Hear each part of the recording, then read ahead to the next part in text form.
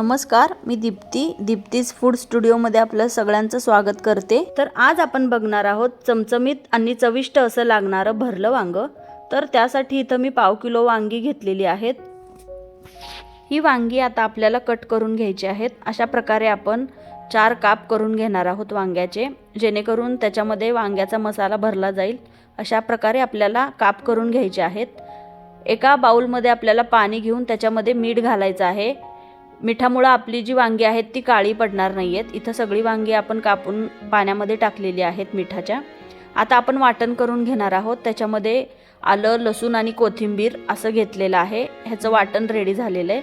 आता भाजलेल्या शेंगदाण्याचा कूट 1 वाटी घेतलेला आहे। चवीनुसार मीठ घ्यायचं आहे, लाल तिखट घ्यायचं आहे, मसाला घ्यायचा आहे, हिंग घ्यायचा आहे, हळद घ्यायची आहे आणि चवीनुसार साखर पण ॲड करायची आहे। त्याच्यामध्ये गोडा मसाला ॲड करायचा आहे आणि आपण जे वाटण केलेलं आहे हिरवं ते देखील घालून घ्यायचं आहे आणि 1 चमचा गोड तेल घालायचं आहे आणि हे सगळं आपल्याला मिक्स करून घ्यायचं आहे।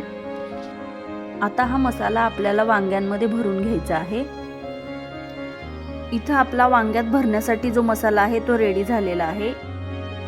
गच्च असा आपण वांग्यामध्ये हा मसाला भरून घेणार आहोत, जेणेकरून हा मसाला बाहेर येणार नाही। अशा प्रकारे आपण सगळी वांगी भरून घेतलेली आहेत। आता आपण फोडणीची तयारी करूया आणि हा जो मसाला उरलाय तो नंतर आपल्याला वापरायचा आहे। एक कढईमध्ये 2 चमचे तेल घेतलेलं आहे। तेल गरम झालं की आपल्याला त्याच्यामध्ये मोहरी, हिंग, हळद अशी फोडणी करून घ्यायची आहे। काही कढीपत्त्याची पानं घालायची आहेत आणि या फोडणीमध्ये आपल्याला आपण जी भरलेली वांगी आहेत ती घालून घ्यायची आहेत आणि खालीवर करून घ्यायचं आहे वांग्याला। 4 ते 5 मिनिटं आपण या वांग्याला शिजवून घेणार आहोत। त्यासाठी झाकण ठेवायचं आहे। अधूनमधून वांग्यांना अशा प्रकारे हलवून घ्यायचं आहे, जेणेकरून वांगी आपली खाली करपणार नाहीत। पुन्हा झाकण ठेवून आपण एक 5 ते 6 मिनिटाची वाफ देऊन घेऊया। इथे वांगी अर्धी कच्ची अशी शिजलेली आहेत, तर त्याला आपण अजून शिजवून घेणार आहोत। मी इथं आता वांग्यांमध्ये गरम पाणी घालून घेणार आहे। 1 ग्लास इथं पाणी घातलेलं आहे मी। तुम्हाला जेवढा रस्सा हवा आहे त्यानुसार तुम्ही पाणी इथं कमी जास्त करू शकता। आता पुन्हा आपल्याला या वांग्यांना झाकून 2 ते 3 मिनिटाची वाफ देऊन घ्यायची आहे।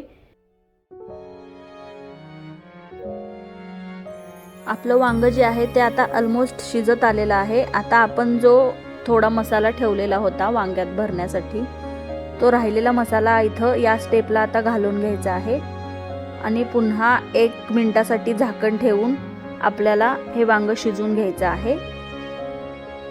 तुम्ही बघू शकताय आपलं वांग खूप छान पद्धतीने इथं शिजलेलं आहे। रंग देखील खूप छान आलेला आहे आणि वास पण खूप छान असा सुटलेला आहे। आता त्याच्यावरती आपण बारीक चिरलेली कोथिंबीर घालून घेऊया आणि हे वांग खाण्यासाठी रेडी झालेलं आहे। हे वांग तुम्ही भाकरी, पोळी किंवा भातावर देखील खाऊ शकता।